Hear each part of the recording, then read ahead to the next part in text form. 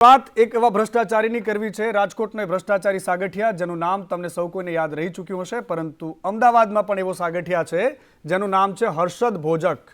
અને હર્ષદ ભોજક લાખોની મત્તા સાથે ઝડપાયો છે, રંગે હાથ ઝડપી પાડ્યો છે એસીબીની ટીમે। અને હર્ષદ ભોજકનો સાથી છે આશીષ પટેલ, જેના રિમાન્ડ હવે મંજૂર કરવામાં આવ્યા છે। 5 ઓગસ્ટ સુધીના આ બંનેના રિમાન્ડ મંજૂર કરવામાં આવ્યા છે। એસીબીએ 20 લાખની લાંચ લેતા ઝડપ્યા હતા। તપાસ દરમિયાન વધુ 73 લાખની રોકડ રકમ મળી આવી છે। હર્ષદ ભોજક એએમસીમાં આસિસ્ટન્ટ ટીડીઓ હતા અને આ વાત એટલા માટે પણ મહત્વપૂર્ણ છે કારણ કે અત્યાર સુધીમાં આ ભોજકે કેટલા રૂપિયાનું ભોજન કરી નાખ્યું હશે, કેટલાય સામાન્ય અને મધ્યમ વર્ગના લોકો અને કરોડપતિઓને પણ ખંખેરવામાં શું બાકી રાખ્યું હશે એ સૌથી મોટો સવાલ છે। અને આ જ્યારે સમગ્ર મામલે ડીવાયએમસી આરજવ શાહને આ મામલે પૂછવામાં આવ્યું, તેમણે કહ્યું કે હર્ષદ ભોજકને ગઈકાલે રાતથી સસ્પેન્ડ કરી દેવામાં આવ્યા છે। 4 મહિનાનો અડધો પગાર મળશે। આશીષ પટેલનું લાયસન્સ રદ થઈ ચૂક્યું છે। લાંચ કેસમાં અન્ય કોઈ પણ સંડોવાયેલું હશે તો તપાસ થશે, આ વાત એમણે કરી છે। પરંતુ સૌથી મોટી વાત એવી કરી છે કે હર્ષદ ભોજક એ અઠંગ ભેજાબાદ છે। બિન અધિકૃત બાંધકામ કાયમી કરવા માટે પૈસા લીધા છે, કમિશનરે અટકાવ્યા હતા, 2 ઇન્ક્રીમેન્ટ એમના, અને કમિશનરે 3 શોકોઝ નોટિસ પણ ફટકારી હતી। હવે મુદ્દો એ છે કે જો આ મામલો અત્યારનો નથી, આ ભાઈના 2 વાર ઇન્ક્રીમેન્ટ અટકેલા છે, શોકોઝ નોટિસ ફટકારી ચૂક્યા છે, મતલબ કે આ રેઢો ગુનેગાર છે। અત્યાર સુધીમાં એણે કેટલાય રૂપિયા ઘર ભેગા કર્યા હશે। ગઈકાલે જેવા સમાચાર આવ્યા એવા માનનીય કમિશનર સાહેબે આને અતિ ગંભીરતાથી આ વાત લીધી અને ગઈકાલે રાત્રે જ 12 વાગે જ એને એ ભાઈને તરત જ ફરજ મોકૂફીથી એને ઉતારી દેવામાં આવ્યા છે અને એમના ઘેર એમને નોટિસ બજાવી દેવામાં આવી છે। એફઈએફઆર અને જે એએમસી મેન્યુઅલ જે છે એને ધ્યાને રાખીને જ એને અત્યારે જે 4 માસનો એનો પગાર એને અર્ધ પગારી રજા આપીશું 4 માસ માટે, 4 માસ માટે, અને બાકીના એલાઉન્સ જે છે એચઆરએ એને આપવાનું રહેશે। પ્રાઇમરી જે ઇન્ફોર્મેશન અમે લીધી એસ્ટેટ ટીડીઓ અને સિનિયર ઓફિસર જોડેથી, એટલે ત્યાંથી મળતી માહિતી પ્રમાણે એની પાસે ભૂતકાળમાં લાયસન્સ હતું જે એક્સપાયર થઈ ગયું હતું અને હાલમાં એ ભાઈ જે હતો એ કોઈ અમારા મેન્યુઅલ્સમાં કે અમારા રજિસ્ટર્ડ લાયસન્સ હોલ્ડર તરીકે હતો નહીં। અને હર્ષદ ભોજકને લઈને એએમસીમાં પણ વિસંગતતાઓ છે। એસ્ટેટ કમિટીના ચેરમેન હર્ષદ ભોજક મામલે હાથ અદ્ધર કરી રહ્યા છે। તેમ કહી રહ્યા છે કે અમે માહિતી મેળવી રહ્યા છીએ। ચેરમેન છે પ્રિતેશ મહેતા, એવું કહી રહ્યા છે કે અમે વિગતો માંગી છે, વિગતો આપશે અને ત્યારબાદ અમે એમની સામે કાર્યવાહી કરીશું, કાર્યવાહી કરવાનું નક્કી કરીશું। શું કાર્યવાહી કરવી છે, એસ્ટેટ કમિટીના ચેરમેન છે જેમની આ કોઈ જ માહિતી એમના સુધી નથી પહોંચી, આ વાત પણ ચોંકાવનારી છે। ગઈકાલે જે કમનસીબ ઘટના બની, કમિટી દ્વારા સ્પષ્ટ સૂચના આપવામાં આવી છે કે આવા કોઈ પણ પ્રકારનો બનાવ ચલાવી લાગવા માંગતા નથી અમે લોકો, અને આ અંગે પૂરી તપાસ કરીને પૂરી માહિતી આપવા માટેની સૂચના આપેલી છે। સુધી વિગતો આપી નથી, વિગતો આપી રહ્યા છે। વિગતો એ લોકોએ કીધું કે અમે ભેગી કરીને આપીએ છીએ। અધિકારીઓએ કીધું કે સમય આપો, અમે તમે પૂરતી માહિતી તપાસ કરી રહ્યા છે કે આ બનાવ કેમ બન્યો, શું વિગત હતી, શાના માટે બનાવ બન્યો, એની વિગતો ભેગી કરી રહ્યા છે। ભેગી કરીને એ લોકો આપણને આપશે। અને ભ્રષ્ટાચારની 2 રીત છે, એક ખુલ્લેઆમ ભ્રષ્ટાચાર થાય અને બીજો પ્રચ્છન્ન ભ્રષ્ટાચાર થાય, જે દેખાય નહીં પરંતુ હોય ભ્રષ્ટાચાર। સુરતમાં પણ આ જ પ્રકારે ખાઈકી ચાલી રહી છે। મેટ્રો રેલની કામગીરીમાં બેદરકારી અને પિલરની ઉપર કોન્ક્રીટનું સ્ટ્રક્ચર ફાટી ગયું હતું। આ મામલે ભટાર રોડની આ ઘટના છે। ભટાર રોડ પર બનાવવામાં આવ્યો હતો આ પિલર અને બેરિંગની જગ્યાએ મૂકેલી લોખંડની પ્લેટ ફરતે નુકસાન થયું છે। સ્ટ્રક્ચર પ્લેટનું કોન્ક્રીટ ફાટી જતા તિરાડ દેખાઈ। સરોલી પાસે બેદરકારી સામે આવી હતી। કોન્ટ્રાક્ટર દિલીપ બિલ્ડકોનને નોટિસ ફટકારાઈ છે। સુરતની આ ઘટના છે ને જેમાં દિલીપ બિલ્ડકોન જેને આ મામલે નોટિસ ફટકારાઈ છે। અને કોંગ્રેસના નેતા પૂંજા વંશે રાજ્ય સરકાર પર ગંભીર પ્રહારો કર્યા છે। વેરાવળ સ્થિત કંપનીના 280 કરોડ માફ કર્યાની વાત પૂંજા વંશે કરી છે। ગ્રાસિમ ઇન્ડસ્ટ્રીઝના 280 કરોડ રૂપિયા માફ કર્યા છે તેવું કોંગ્રેસના નેતા અને પૂર્વ ધારાસભ્ય પૂંજા વંશે કહ્યું છે। બાકી લેણા પેટે 434.71 કરોડ વસૂલવાના હતા। પાણીના બાકી લેણાની રકમ વસૂલવાની હતી। ખાસ કિસ્સાના નામે કરોડોની સરકારે અહીંયા લાહણી કરી છે। હિસાબ સમિતિની ભલામણોને સરકારે અવગણી છે।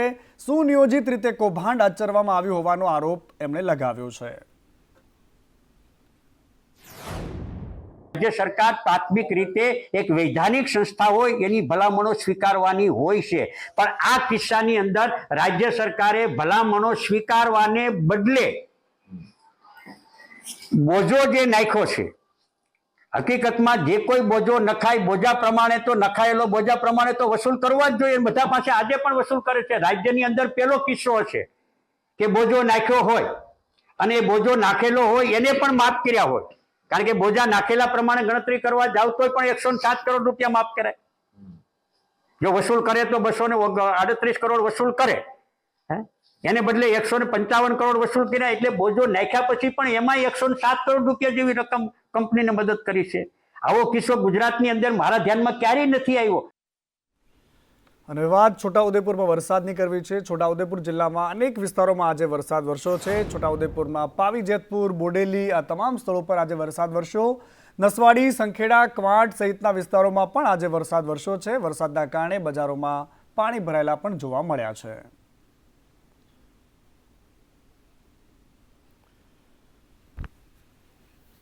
અને છોટાઉદેપુરની ઓરસંગ નદીમાં ઘોડાપૂર આવ્યું છે. ઉપરવાસમાં ભારે વરસાદના કારણે ઓરસંગ નદીમાં નવા નીર આવ્યા છે. છોટાઉદેપુર નજીકના ચેકડેમ ઓવરફ્લો થઈ ગયા છે.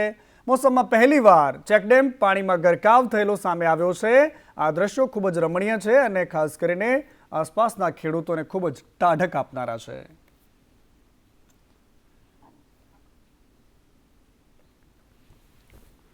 અને રાજ્યમાં આગામી 7 દિવસ સાર્વત્રિક વરસાદની આગાહી થઈ રહી છે. આગામી 4 દિવસ માછીમારોને દરિયો ન ખેડવા માટે સૂચના અપાઈ છે. નવસારી, વલસાડમાં અતિભારે વરસાદની આગાહી છે. સુરત અને દમણમાં પણ અતિભારે વરસાદની આગાહી થઈ છે. દાદરાનગર હવેલીમાં અતિભારે વરસાદની આગાહી થઈ છે. નર્મદા અને ભરૂચમાં પણ વરસાદની આગાહી છે. સાથે સાથે તાપી અને ડાંગમાં પણ વરસાદની આગાહી થઈ છે. કચ્છ અને બનાસકાંઠામાં પણ ભારે વરસાદની આગાહી છે. અમદાવાદ અને ગાંધીનગરમાં પણ મધ્યમ વરસાદની આગાહી છે. એની સાથે સાથે ઓગસ્ટમાં કેવો વરસાદ પડશે એની પણ વાત કરી છે. હવામાન વિભાગે કહ્યું છે કે ઓગસ્ટ આખો મહિનો જેમાં સૌરાષ્ટ્રમાં અને કચ્છમાં આ વખતે ઓછો વરસાદ હશે, પરંતુ ઉત્તર ગુજરાતમાં આખા ઓગસ્ટમાં વરસાદ ઝડી વરસાવવાનો છે, જબરદસ્ત વરસવાનો છે. મધ્યમાં પણ સારો વરસાદ રહેશે અને દક્ષિણ ગુજરાત અને સૌરાષ્ટ્રમાં જ્યાં પહેલા રાઉન્ડમાં જોરદાર વરસાદ આવ્યો છે ત્યાં ઓછો વરસાદ પડશે.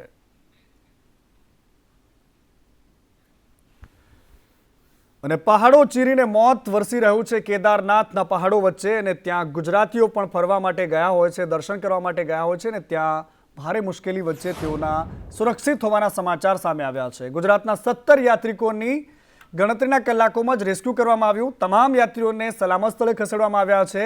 મુખ્યમંત્રીએ ઉત્તરાખંડમાં સરકાર સાથે વાતચીત કરી હતી. ઉત્તરાખંડના લિંચોલી પાસે ફસાયા હતા ગુજરાતના 17 જેટલા યાત્રિકો. ઉત્તરાખંડમાં ફસાયેલા રાજકોટના યુવકની પણ ભાળ મળી ગઈ છે. 23 જુલાઈએ 7 યુવકો ગયા હતા કેદારનાથ અને 31 જુલાઈએ પરિવાર સાથે છેલ્લો સંપર્ક થયો હતો. સ્ટેટ ઇમરજન્સી ઓપરેશનને જાણ કરવામાં આવી હતી અને રાજ્ય સરકારે ઉત્તરાખંડ સરકારનો સંપર્ક કર્યો હતો. ફસાયેલા યુવકોનો સ્ટેટ કંટ્રોલ રૂમ દ્વારા સંપર્ક થયો અને યુવાનોને એરલિફ્ટ કરીને સલામત સ્થળે ખસેડવામાં આવ્યા. અરવલ્લી જિલ્લાના 9 માણસો કેદારનાથની અંદર ફસાયા હતા. કેદારનાથમાંથી જ્યાં ફસાયા હતા ત્યાંથી હેલિકોપ્ટર દ્વારા સલામત જગ્યાએ ખસેડવામાં આવ્યા છે. અત્યારે કોઈપણ જાતની એમને તકલીફ નથી. સાથે સાથે એમના જે પરિવારજનોને પણ અત્યારે શાંતિ થઈ છે. ભ્રષ્ટાચારને નાથવા માટે સરકારના એક મોટા એક્શનની પીએસઆઈ અને પીઆઈની બદલી માટે એક મોટો નિર્ણય લેવામાં આવ્યો છે. લાંબા સમય સુધી એક જ જગ્યા હોય તેના પર લગામ કસવામાં આવી છે. 5 વર્ષ સુધી એક જ ઝોનમાં હોય તેમની થશે બદલીઓ. પોતાના જ ઝોનમાં બદલી નહીં કરવામાં આવે. હવે અધિકારીઓ જે પોલીસ ઓફિસરો છે જે પોતાના જ વિસ્તારમાં લાંબા સમય સુધી કામ કરતા હોય, પોતાના સેટિંગો સેટ કરી દીધા હોય, એને તોડવા માટે સરકારે એક મોટો નિર્ણય લીધો છે.